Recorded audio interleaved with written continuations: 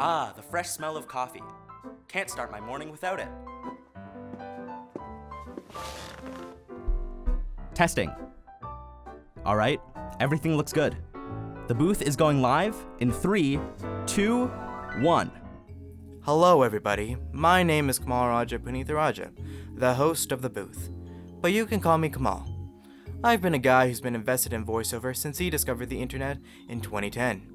Though you must be wondering, what exactly do we do in the booth? Well, it's where we pour ourselves a cup of coffee and talk about everything in the voiceover space. From topics such as microphones you want to spend your life savings on, all the way to finding out the people that actually voice the characters you're obsessed with. So if that's your jam, sit back and relax and have a good time. Hey everybody, welcome to the first episode of The Booth. Today I have some special segments lined up to mark the occasion. Upcoming, we have a segment named The Voice of Voice Actors. Then we have a special guest, and lastly, a segment that is so close to my heart. Though you must be wondering, what is the Voice of Voice Actors? Well, a couple of weeks ago, I got a chance to ask some short fun questions to voice actors about their craft. But instead of hearing it from me, let's pan to the past and hear what I had to say. So stay tuned. What do voiceover artists think about the art of voiceover? What if I just go up to them and ask what they actually think on Discord VC via people on the internet? What does voice acting mean to you? For me, it's so much more easier to speak up now, thanks to voice acting. I think it's a way to express myself, you know? Voice acting, to me, is storytelling. Do you think not seeing a person impacts a scene? I'd say it depends. It really depends on if you can convey that, right? And you can basically see everything. You don't need to see it physically, you can see it in your head. In the sense of you need other senses to understand the story, not just visuals, but expressive voices. Not seeing the person means that the actor has to convey even more through their voice, especially when it's an audio-only medium. What has been the most goofiest line you've ever said? With the breeding thing, I don't know. I remember that one. I don't know how the line went. I'm gonna slap the shit out of you or something. You know, I was like abusing my wife. Well, I'd never do that, but like, it's just the... It's one word, and it goes like this. Tao matafaka tangi hanga ka wow wow o tamatea turipu kakapiki maunga horonuku pokai finawa kitanatahu. Voice acting is something unseen, but can leave a lasting impact on a person. But hold your coffee, because coming right up next is our special guest.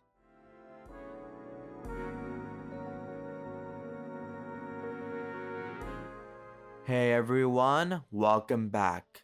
Today we have our special guest Joshua Nicholson live on Zoom. He's been a professional voiceover talent for over 20 years and a voiceover coach.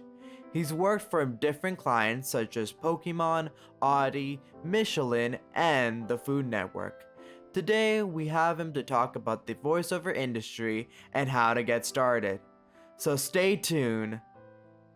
My first question is just to get a general baseline is, what is voiceover and how would you explain it to someone that might not know what it is? Voiceover is, as the name implies, it is your voice over something else. Whether it's your voice over the radio or your voice over picture in a TV commercial or your voice over a character that you see in a video game or a cartoon. Right, so voiceover encapsulates anything to do with recording your voice. What are some common misconceptions and things you've noticed from new voiceover talent in regard to like starting off in this industry? To get a quieter space. The space matters more than the microphone. The microphone does matter, but the space matters more. And secondarily, I would say broaden your horizons to all forms of voiceover, so that you can experiment with that and make your own stuff. I totally agree with that. My next question actually relates to this, but what should a voiceover talent look for in a coach? I mean, for lack of a better term, you need to vibe with them. Like they need to give you the kind of feedback that helps you. Just like there are different methods of different acting methods. Like there's the Stanislavski method. There's the Meisner technique. Or Stella Adler, or like these different ways to get the finished product. And some techniques work better than others for different people, right? So you need to find somebody that gives you the kind of feedback that you need to succeed. Right on. I think we're out of time, but I want to say thank you so much, Joshua, for appearing on the podcast and taking time out of your busy schedule, and I hope you the best. Thank you. Thank you very much. That was a wonderful interview with Joshua Nicholson.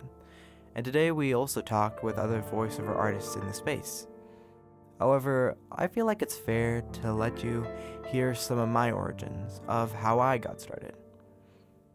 We all have this first in our lives, and mine as a voiceover artist was my audition on Casting Call Club, or CCC for short. CCC is a platform that is made for upcoming voiceover artists, writers, directors, and other creatives in the space. And today, I have a special treat for y'all. I have found my first audition that I ever did on CCC. And I hope you enjoy my first audition. So let me play now. How's high school? Is it as dramatic as it is in the movies? How's high school? Is it as dramatic as in the movies? Stop being such a brat, Leah. That's mine. Mine. Stop being such a brat, Leah. That's mine. Mine. It can get tiring babysitting them all the time, but I love him. After all, we're family. It can get tiring babysitting all of them, but I love them. After all, they're family. This was my first audition, and I hoped you enjoyed. Overall, I agree. It's horrible in terms of character creation, mic quality, and tone in my voice. Granted, I was around 12 when I recorded this, but I am still proud of where I started and the current stuff I have right now. Without my first audition and my first everything, I wouldn't be where I am now. And I think most voiceover artists that are trying to start out, they always ask the question of how do I start and where do I start? But that's not what you should ask. The question you should ask is, how do I want to play? How can I play? Because voiceover is not about recording. It's about having fun and being creative. And that's the most important thing about being a voiceover artist. And over time, I think voiceover artists lose that aspect. But in order to be one, you need to have fun. But to wrap up everything, I wanted to impart one last word of wisdom for my first episode. And here it is. You are great. You are valid. And you are a voiceover artist. So don't let anyone tell you otherwise, and do what you love. And with that, I think the booth is going offline. Thank you, and have a wonderful night.